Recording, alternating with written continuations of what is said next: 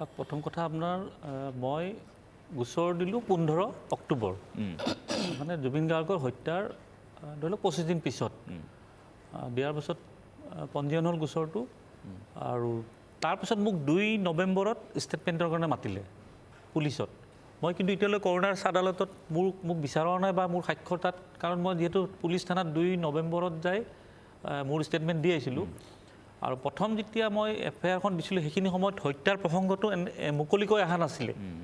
15 অক্টোবৰত পিছত মুখ্যমন্ত্ৰীয়ে ক'লে যে জুবিন গাৰ্গক হত্যা কৰা হৈছে এগৰাকীয়ে হত্যা কৰিছে 4 গৰাকী জড়িত আছে বুলি এছেম্বলিত কৈছে সেইটো পিছত দেই তাৰপিছত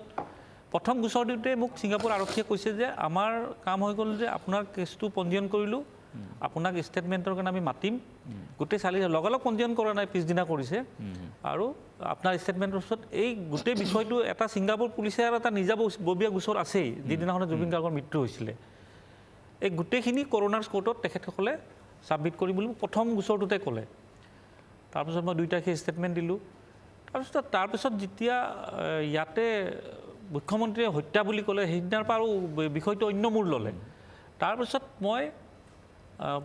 নৱেম্বৰৰ 17 তাৰিখে গ'ল ডিচেম্বৰৰ 17 তাৰিখে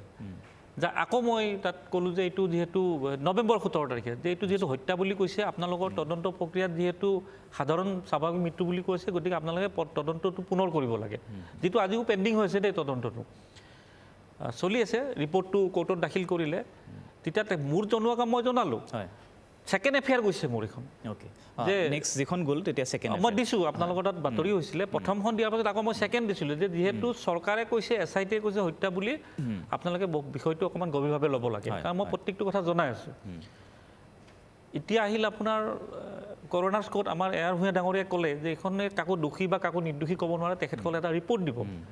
মই ৰিপৰ্টটো লৈ ময়ো অপেক্ষা কৰিছোঁ কাৰণ মোৰ গোচৰটো আছে তাতে ওকে যদি তাত মই দেখিছোঁ ৰিপৰ্টটোত ছেটিছফাই আমি হোৱা নাই বা তেনেকৈ আমি ভাবা ধৰণৰ হোৱা নাই তাত এপিলৰ প্ৰভিজনো আছে ছিংগাপুৰ আদালততে এপিলৰ প্ৰভিজন আছে তাত নিশ্চয় মই এপিল কৰিম হয় ৰিভিউ এপিল কৰিম কাৰণ কৰোণা কোৰ্টৰ যিটো তেখেতসকলে ফেক্টছ এণ্ড ফাইণ্ডিংছটো যিটো ডেলিভাৰ কৰিব সেইটোৱে চূড়ান্ত নহয় মই পূৰা লক্ষ্য ৰাখি আছোঁ যে 13 তাৰিখৰ পিছত যদি ছেটিছফাই নহয়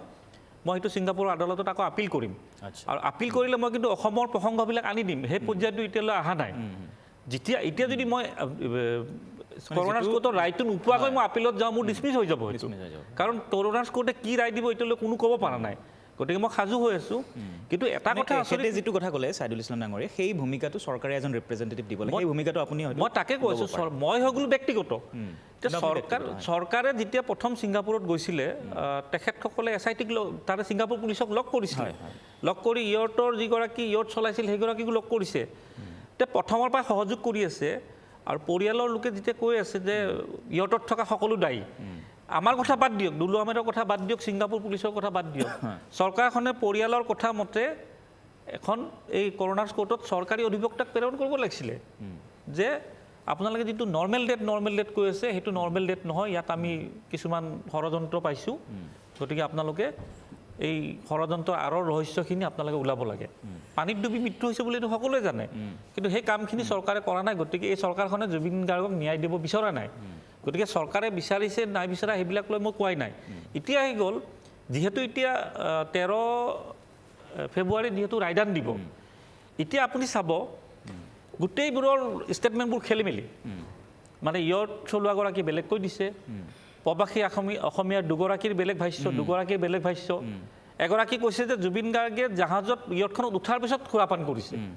এইফালে আকৌ আজি কেইদিনমান আগত যেতিয়া গোচৰটো ওলাইছিলে তেতিয়া জুবিন গাৰ্গৰ শৰীৰত 3 গুণ ওপৰত সুৰা পাইছিল যিটো 3.33 কিবা এটা পাইছিলে তেওঁ ইয়ৰ্টখনৰ ওপৰত সুৰাপান সিমানকৈ কৰা নাছিলে এইটো হোটেলৰ পৰা তেওঁ গোটেই নিশা সুৰাপান কৰাই আনিছিলে গতিকে এই গোটেইবোৰত মানে যেতিয়া ষ্টেটমেণ্টবোৰ মিল নাথাকিলে তেতিয়া কি হৈ যায় কৰোণা কোৰ্টে যে জাজমেণ্টটো ৰিজাৰ্ভ কৰিছে এইটো ইমান সহজ কাৰণ গোটেই ৱৰ্ল্ডত চৰ্চিত হৈছে বিষয়টো এতিয়া কৰোণা কোৰ্টৰ ধৰি লওক মই দেশখনৰ হিচাপত যদি যাওঁ দেশখনে কেতিয়াও নিবিচাৰে যে আমাৰ দেশত আহি কোনোবা এগৰাকীৰ হত্যা হৈছে বুলি সেইটো তেওঁলোকে চাব সেইটো কেতিয়াও কোনো দেশে নিবিচাৰে কিন্তু তাৰ ওপৰত যেতিয়া এইটো ইণ্টাৰনেশ্যনেল ইছ্যু হৈ গৈছে সেই গতিকে তেখেতসকলে সম্পূৰ্ণ চালি জাৰি চাই ৰিপৰ্ট দিব কাৰণ কৰোণা কোৰ্টেও জানে ভালদৰে যে এই ইয়াৰ পিছতো এপিলৰ প্ৰভিজন আছে নিশ্চয় মই আহিম আচ্ছা আকৌ এতিয়া আহিম। তাৰ আৰু মই শেষ কৰোঁ 1 মিনিট কথাটো কয় গতিকে সেইকাৰণে মই 13 তাৰিখলৈ মই ইমান চিন্তিত কৰা নাই কাৰণ কি কাৰণে অসমৰ ৰাইজে বিচাৰিছে যে ন্যায় পাব লাগে আৰু চাইদুলে এটা খুব ভাল কথা কৈছে যে আৱেগটো নাইকিয়া হৈ গৈছে আৱেগটো নাইকিয়া তেনেকুৱা ধৰি লওক দেখাই কৰা নাই কিন্তু ভিতৰে ভিতৰে অসমৰ ৰাইজৰ আৱেগ কিন্তু জুবিন গাৰ্গৰ এই গোচৰটোৰ ওপৰত দ্বিতীয় আছে এইটো কোন সময়ত ব্ৰাষ্ট হ'ব কোনো ক'ব নোৱাৰে কিন্তু এইটো এৰি কোনো দিয়া নাই কিন্তু দেখুওৱা নাই হয়তো সেই গতিকে ধৰি লওক মানে জুবিন গাৰ্গৰ নিচিনা সত্তা এটাক এই ধৰণৰ পাহৰি যাব নালাগে অসমৰ ৰাইজে আৰু ইয়াতে আপোনাৰ যিটো ধৰি লওক গোচৰ চলি আছে ছেছন কোৰ্টত যদি কালি কৰোনাৰ্ছ কোৰ্টত এই দোষী মানে ছিংগাপুৰৰ আৱাসী আৰু যিসকল জেলত আছে তেখেতসকলৰ যদি ফেভাৰত যদি কিবা এটা ষ্টেটমেণ্ট যায় ইয়াৰে ন্যায় প্ৰক্ৰিয়াত কিন্তু অলপ তেখেতসকলৰ